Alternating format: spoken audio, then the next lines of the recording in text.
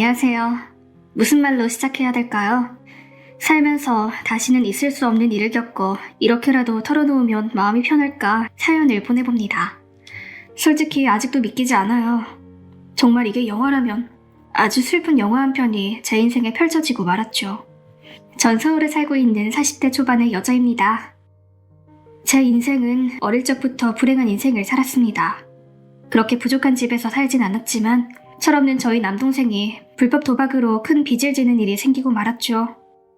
집에서는 하나밖에 없는 아들을 어떻게든 구원해보려고 있는 돈 없는 돈 끌어모아 2억이라는 돈을 갚아주다 보니 그 이후 우리 집은 한 달에 월세 45만원짜리 방 하나, 부엌 하나 달린 단칸방에서 살 수밖에 없었습니다.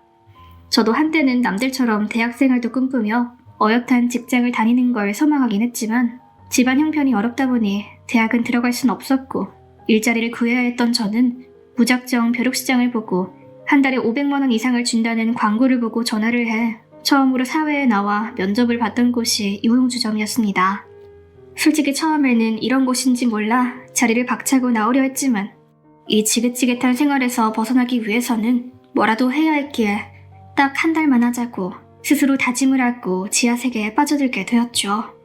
그러다 제 나이 20살이 되던 해 제 지정 단골 손님이었던 남자와 어쩌다 하룻밤을 보내게 되다 그만 뱃속에 새로운 생명을 가지고 말았어요.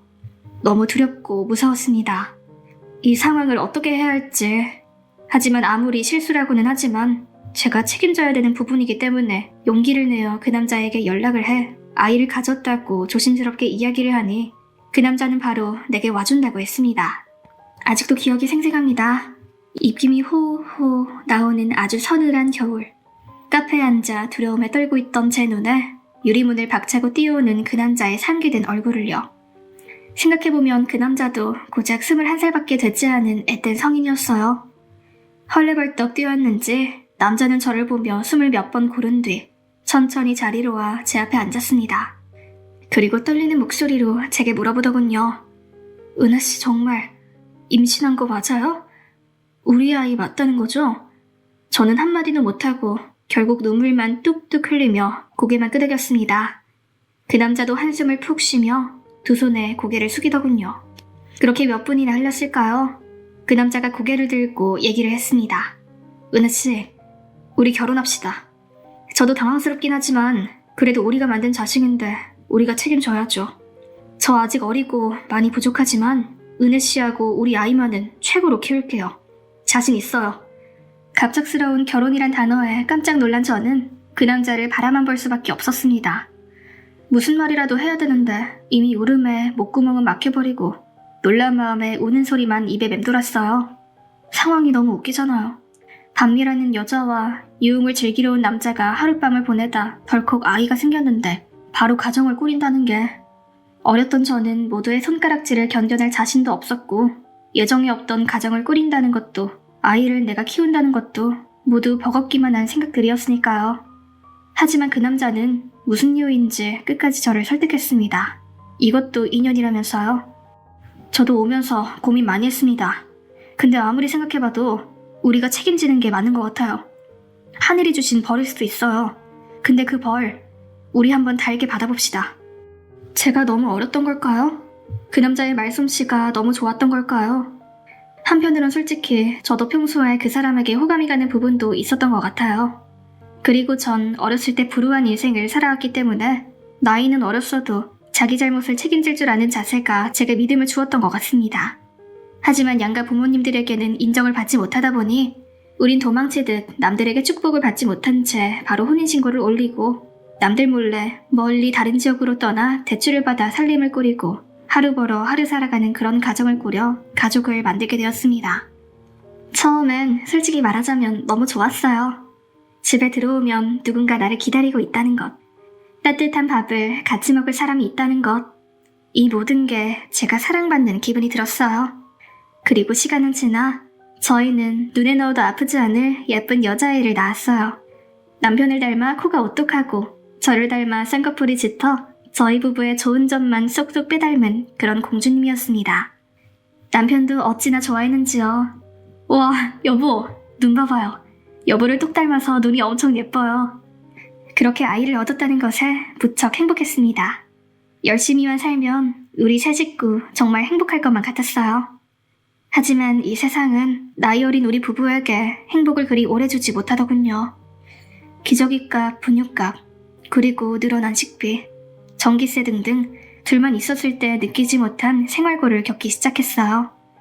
특히 아이의 병원비가 무척 감당하기 힘들었죠. 처음엔 남편도 괜찮다며 버티고 버티다 점점 귀가 시간이 늦어지기 시작하고 아직 아이가 뒤집기도 못하는 갓난쟁이인데도 점점 육아에는 나 몰라라. 그리고 새벽에 들어올 때면 술 냄새를 잔뜩 뒤집어 쓰고 들어오기 시작했어요. 그렇게 우리 부부의 싸움은 잦아지기 시작했습니다. 여보, 왜 이렇게 늦게 들어와? 아이가 아빠 엄청 찾은 건 몰라? 나 혼자 애기 낳아? 이럴 거면 뭐하러 아이를 낳자고 있는데. 아, 진짜. 돈 벌고 왔는데 힘들게 왜 이래? 그럼 내가 애 볼 테니까 당신이 나가서 돈 벌던가. 아무것도 모르면서 짜증나게 하지 말고 저리 가, 보기 싫으니까. 남편은 문을 쾅 닫고 들어가 버리고 말았어요. 그 소리에 아이가 깨서 울면 저도 아이를 달래려 부둥켜 안고는 외로움에 같이 눈물을 흘렸습니다. 그렇게 하루하루 견디며 살아가다 우리 부부를 갈라놓게 된 결정적인 일이 생기게 되었습니다.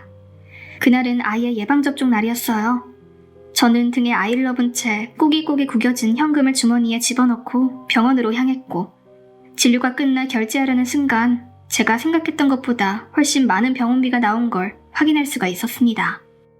제 수중에 있는 돈은 6만 원 남짓인데 병원비는 7만 9천 원 정도 나왔더군요. 너무 당황스러웠습니다. 아, 어떡하지? 저기 죄송한데 애 아빠한테 전화 좀 하고 올게요. 이따가 다시 결제할 테니까 조금만 기다려주세요. 라고 원무과에 얘기하고 남편에게 전화를 걸었습니다. 하지만 남편은 받지 않았어요. 공사장에서 일했던 남편이었기에 일하는 중인가 싶었습니다. 남편과 연락이 되지 않아 쩔쩔매며 어찌할 줄 몰라 하던 중 다행히 딱한 사정을 알아주신 간호사분께서 다음에 왔을 때 한꺼번에 내라며 배려해 주셨고 저도 감사하다며 몇 번이고 고개를 숙이고 병원을 나올 수 있었습니다. 그리고 나와서 다시 한번 남편에게 전화를 걸었습니다. 그리고 익숙한 남편의 목소리 대신 낯선 여자의 목소리가 통화 너머로 들리더군요. 여보세요? 상호씨 휴대전화 아닌가요? 맞는데요? 누구신데 여기에 연락을 주셨죠? 네? 누구라뇨? 제가 상호씨 와이프인데 빨리 상호씨 바꿔요. 그리고 당신은 누구세요?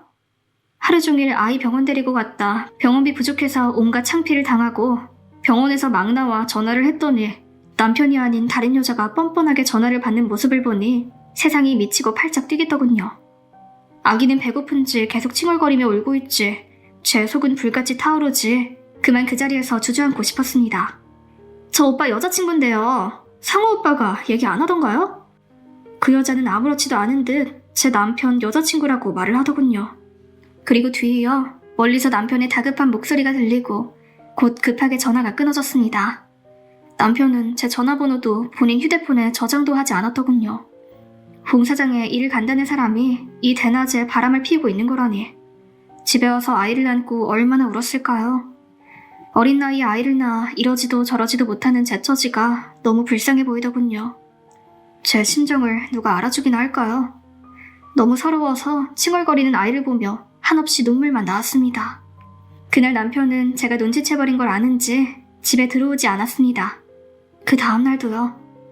대화라도 나누고 싶어 목이 빠져라 남편을 기다렸지만 이틀간 들어오지 않은 남편은 3일째가 되어서야 늦은 밤 들어오더니 내게 고민 많이 했다면서 이혼 서류를 내미더군요. 은혜야, 미안하다. 내가 너랑 우리 아이 얼굴 볼 면목이 없다. 많이 생각했어. 난 이 집의 가장이 되기에는 많이 부족하다는 걸. 여기서 내가 너를 놓아줘야 네 인생도 다시 새롭게 시작할 수 있을 거야. 내가 생각해도 정말 나쁜 놈이고 쓰레기 맞아. 그러니까 이런 못된 놈 있고 너도 새 출발하는 게 좋을 것 같아. 결혼 전에 너와 우리 아기 꼭 지켜준다는 말 못 지켜줘서 미안하다. 그리고 나 사랑하는 사람 생겼어. 그러니 부디 이해해주길 바랄게. 뭐? 뭐라고? 사람 고쳐 쓰는 거 아니라더니. 그래서 결국 선택한 게 나랑 자식을 버리는 거야? 난 당신이 반성을 하고 나랑 아기한테 무릎 꿇고 용서를 빌 줄 알았어. 근데 뻔뻔하게 이혼해달라고? 네가 인간이니 짐승이니? 그래 좋아. 이혼해줄 테니 다시는 내 주위에 얼씬거리지 마. 아이 얼굴 볼 생각도 말고 아이는 내가 어떻게든 내 몸이 부셔지더라도 내가 키워. 그러니 제발 내 앞에서 사라져줘.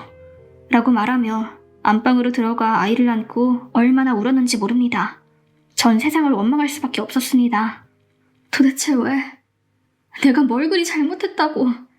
왜 나한테 이런 시련만 걷게 하냐고? 도대체 왜? 라며 오열했습니다. 그렇게 남편과 저는 이혼을 하게 되었습니다. 제 나이 22살, 저희 남편 나이 24살. 너무 어렸던 저희는 그렇게 이혼남, 이혼녀 꼬리표를 달고 살게 되었어요. 아이와 살면서 여자 혼자 아이를 키운다는 게 보통 일이 아니었어요. 하지만 우리 딸도 저의 힘든 상황을 잘 아는지 잘 버텨주고 제 말을 잘 들어주었고 어느덧 건강하게 자라주어 명문 고등학교에 진학을 하게 되었습니다. 아빠 없이 키웠지만 그만큼 제가 더 열심히 살았죠. 밤낮으로 쉬지 않고 돈을 벌었고 아이의 공부 선생님도 되어 교육도 열심히 시켰어요. 그리고 어느 정도 저도 안정을 찾아가니 모아두었던 돈과 대출을 조금 보태어 카페를 하나 차렸고 다행히 카페는 생각보다 더욱 잘 되어 둘이 먹고 살 정도는 충분히 벌게 되었습니다. 물론 빠듯하긴 했지만 제가 조금 덜 먹고 덜 쓰면 되는 거니까요. 크면서 아이가 외롭진 않을까 싶었지만 아이는 기특하게도 늘 제게 말해주었습니다. 솔직히 너무 어렸을 때 아빠랑 이혼해서 얼굴도 기억 안 나. 그리고 엄마가 날 얼마나 잘 키워줬는데 너무 걱정하지 마. 난 엄마만 있으면 돼. 평생 아빠 얼굴도 모르고 자란 아이였지만 오히려 더 절 위로해주고 오직 제 편을 들어주는 든든한 지원군이 있어서인지 너무 행복했습니다. 어렸을 때 불행했던 제 과거가 조금씩 보상받는 기분이었어요. 그리고 저에게도 18년 만에 사랑이라는 두 글자가 찾아오게 되었습니다. 제가 차린 카페는 병원들이 많이 모여있는 곳에 위치해 있었는데 거기 근처에 있던 병원 의사가 자주 저희 카페에서 밤낮으로 커피를 사가지고 가고는 했어요. 어쩐 일인지 간호사나 밑에 직원들을 시켜도 되는데 매일 같은 시간에 커피와 먹을거리를 사러 오더군요. 안녕하세요. 오늘도 직접 오셨네요? 오늘도 같은 걸로 드릴까요? 네, 같은 걸로 주세요. 그런데 어느 날 그 사람이 저를 계속 쳐다본다는 생각이 들기 시작하더군요. 무안하기도 했지만 전 애써 모른 척하고 커피를 만들어 포장해서 주곤 했죠.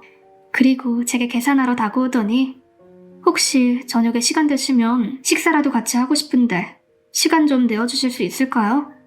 평소에 사장님을 자주 보다 보니 마음이 생겨 더 이 카페에만 자주 오게 됐는데 오늘은 제 생일이라서 같이 식사라도 하고 싶어 용기 내어 말씀드립니다. 물론 내키지 않으시면 저는 정말 괜찮으니 거절하셔도 괜찮습니다. 당연히 당황스러울 수 있으니까요. 라며 얼굴이 붉어지며 말을 했습니다. 그 모습이 왜 이렇게 멋있어 보였을까요? 왜 그렇게 귀여워 보였을까요? 솔직히 저도 매일 얼굴을 보다 보니 항상 제게 웃어주고 밝게 인사를 해주는 모습을 보고 사람 참 예의 바르고 괜찮다라는 생각을 하고 있었는데 뜻하지 않게 이렇게 데이트 신청을 받으니 제 속마음은 심장이 쿵쿵 할 정도로 떨리더군요. 물론 크게 내색은 하지 않았습니다. 그렇게 전 그 데이트를 받아주게 되었고 이 사람을 단둘이 직접 만나고 대화를 해보니 만나면 만날수록 진국이더군요. 그런 모습을 보고 전 제 상황을 솔직히 말했습니다. 병갑씨, 사실 저 한번 다녀왔는데 괜찮으세요? 이혼한 지는 오래됐지만 그래도 병갑씨가 직업도 좋으시고 충분히 더 예쁘고 좋은 여자분들이 많으실 텐데 왜 굳이 저를 좋아하는지 솔직히 이해가 안 돼서요. 전 이혼녀에다 애까지 달린 여잔데. 은하씨, 무슨 그런 말을 하세요. 저도 솔직히 한번 다녀왔으니 서로 똑같은 조건 아닌가요? 그러니 부담 갖지 마세요. 그리고 오히려 제가 더 조건은 안 좋은데요? 전 애가 2명이나 있어요. 저도 10년 전에 애들 엄마와 이혼하고 홀로 아이들 키우느라 제 인생은 끝났구나 생각했는데 이렇게 멋지고 좋은 분을 만날 수 있게 되어 제가 다 고마워해야죠. 그러니 더 이상 그런 말 하지 말고 우리 늦은 나이지만 애들도 다 컸고 우리 인생 멋지게 살아봐요. 내가 더 잘할게요. 그 말에 전 문득 나도 살아갈 자격이 있나? 또 이 사람은 내게 아픔을 주지 않겠지? 라는 생각이 들기도 했지만 그 사람의 눈빛을 보니 진심으로 느껴져 그 사람의 마음을 받아들이게 되었고 우린 정식 연인이 될 수 있었습니다. 늦은 나이에 다시 여자로 느끼게 해준 이 사람을 만나니 너무 행복하더군요. 18년 동안 한 번도 하지 못한 사랑을 알게 해준 병갑씨가 너무 고마웠고 사랑스러웠습니다. 우린 시간만 되면 여행을 가고 바늘과 실처럼 항상 함께했습니다. 병갑씨는 우리 아이에게도 친자식처럼 잘 챙겨준 덕분에 우리 아이도 병갑씨를 잘 따라주었고 저도 병갑씨 아이들에게 잘해주려고 노력을 했습니다. 항상 자기 전에 기도를 했죠. 제발 이 행복을 깨지 말아달라고요. 하지만 이게 무슨 인생의 장난인가요? 제가 정말 보고 싶지 않고 이름만 들어도 숨막히던 그 사람을 마주치는 사건이 발생하게 되었습니다. 그날따라 밤 12시가 되도록 잠이 오지 않았습니다. 아무리 잠을 자려 해도 오질 않아 핸드폰을 만지작거리고 있는데 그 순간 문자가 오더군요. 병갑씨였습니다. 급하게 응급실 투석 환자가 생겨 지금 병원에 왔다고 연락이 왔어요. 가끔 이렇게 새벽에 응급실을 갈 때면 투정 부리듯 연락을 남기곤 하는 사람이었습니다. 저도 그 사람에게 고생이라며 답장을 남겨주었는데 답장을 보자마자 그이에게 전화가 왔습니다. 은하씨, 아직도 안 자고 있어요? 네, 잠이 안 와서요. 당신은요? 응급실 나왔어요? 아니요. 이제 막 투석기 돌리고 보호자한테 전화했죠. 이제 보호자 올 때까지 기다리고 투석기 다 돌아갈 때까지 기다렸다가 집에 돌아가야 돼요. 당신이 제일 고생이에요. 잠깐 얼굴 보러 갈까요? 괜찮으면 제가 요깃거리 좀 챙겨서 갈게요. 아, 그래주면 너무 고맙죠. 보고 싶기도 하고. 그렇게 전화를 끊고 냉장고에 있던 음식으로 간단한 음식을 만들고 보온병에 커피를 담아 병갑씨를 만나러 병원으로 향했어요. 그리고 차로 몇 분을 달려 그의 병원에 도착했습니다. 응급실 안쪽까지는 들어가지 않고 입구 멀리서 그의 뒷모습을 바라봤습니다. 옆에는 투석 환자의 발만 보이더군요. 그 사람은 간호사와 잠깐 얘기를 나누다 저를 발견하곤 저에게 가까이 들어오라며 손짓을 하더군요. 저는 그 사람을 위해 들고 온 보온병을 품에 안고 안으로 들어갔습니다. 그리고 그이에게 보온병을 내밀었어요. 병갑씨는 너무 고맙다며 보온병을 열어 커피 한 모금을 들이켰습니다. 맛있게 마시는 모습이 보기 좋았죠. 그렇게 그이를 살피고 잠시 옆을 살펴봤는데 병갑씨가 말했던 투석 환자가 병상에 누워 있었습니다. 투석 환자라는 얘기를 듣고 사실은 너무 궁금했거든요. 한 번도 실제로 본 적이 없었으니까요. 투석기가 워낙 생소하기도 했고요. 그렇게 호기심을 가지고 주변을 살폈습니다. 투석기를 돌리고 있는 환자 옆에는 보호자인 듯 누군가 앉아 있었어요. 그렇게 저는 흘깃흘깃 눈치를 살피며 조심스레 투석 환자의 얼굴을 확인했습니다. 곧이어 저는 단 한 번에 알 수 있었어요. 틀림없었습니다. 전 얼굴을 감싸고 너무 놀란 나머지 소리를 지를 뻔했어요. 지금 제가 바라보고 있는 이 환자는 제가 15년 전 이혼했던 제 전남편이었습니다. 그토록 그동안 증오하고 분노하고 사람 같지도 않았던 사람이 제 눈앞에 15년 만에 나타나니 저는 너무 놀라 그만 들고 있던 보온병을 바닥에 떨어뜨리며 주저앉고 말았습니다. 갑작스레 일어난 일에 병갑씨는 깜짝 놀라 저를 부축해줬습니다. 괜찮냐며 물어오는 그 사람에게 저는 애써 괜찮다며 말한 뒤 비틀비틀 겨우 몸을 일으켰습니다. 뒤이어 한 여자의 목소리도 저에게 가까워졌어요. 제 전남편 옆에 앉아있던 여자였죠. 그 여자도 제게 괜찮냐며 저를 부축해주더군요. 나이는 저랑 비슷해 보였습니다. 제 전남편과 무슨 사이인지는 모르겠지만 확실히 가까운 관계라는 건 알 수 있었어요. 그리고 한 가지 더 확실한 건 그 여자는 건강하게 돈을 버는 사람처럼 보이진 않았습니다. 얼굴에 얹어있는 진한 화장과 화려한 액세서리, 그리고 몸매가 다 드러나는 원피스와 독한 향수 냄새. 술집 여자처럼 보이는 사람이 왜 제 전남편과 같이 있나 싶다가도 예전부터 그래왔던 사람이었으니 지금도 변치 않았겠다 싶었죠. 조금 산만해진 주위 소리에 투석 환자인 전남편이 고개를 살짝 들어 주위를 살피기 시작했습니다. 그리고 그 사람도 바로 저를 알아본 걸까요? 두 눈이 커다래져 입을 다물지 못한 채로 저를 바라보기만 했습니다. 저도 제 전남편의 얼굴을 보고 아무 말도 못하고 있었죠.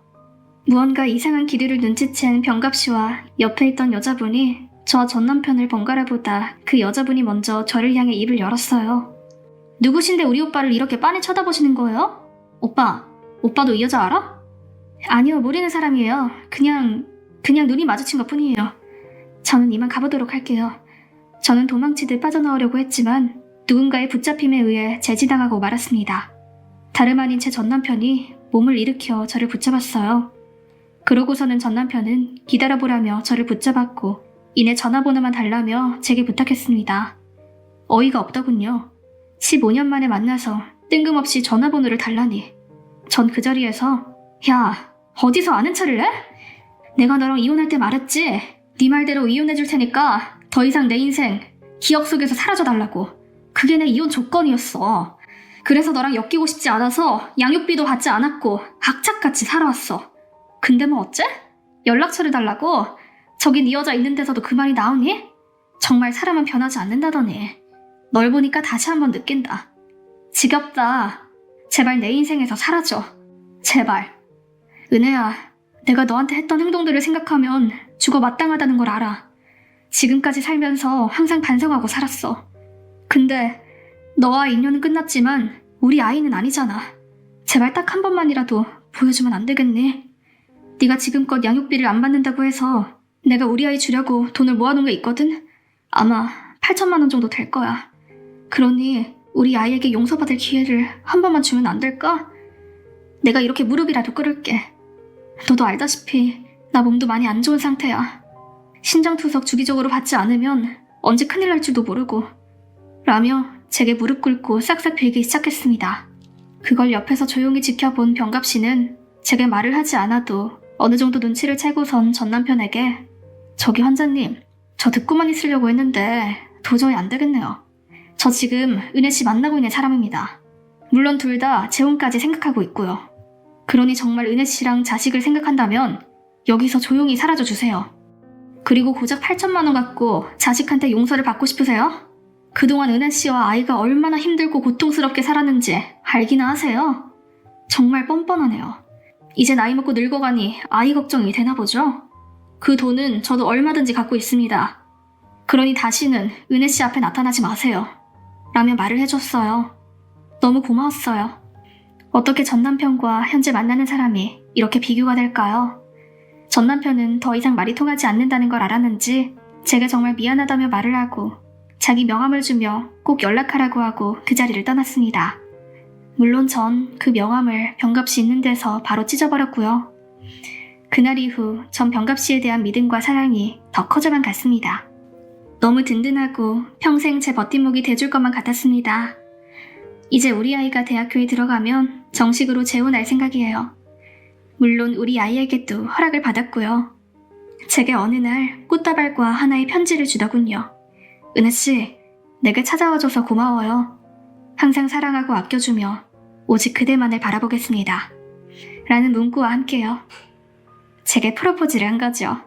어릴 때 불우한 인생을 살아왔던 저에게 늦지막 이런 행복이 찾아올 거라고 누가 생각이나 했을까요? 이제 더 이상 이 행복이 깨지 않도록 남편과 저, 우리 아이, 그리고 남편의 자식들까지 우리 5 식구 앞으로 잘 살아보도록 하겠습니다. 우리 모두 힘이 들수록 좌절하지 마시고 어떻게든 이겨내보면 길이 보이실 거예요. 이렇게 힘든 시국일수록 우리 힘내보자고요. 제 긴 사연 들어주셔서 감사합니다.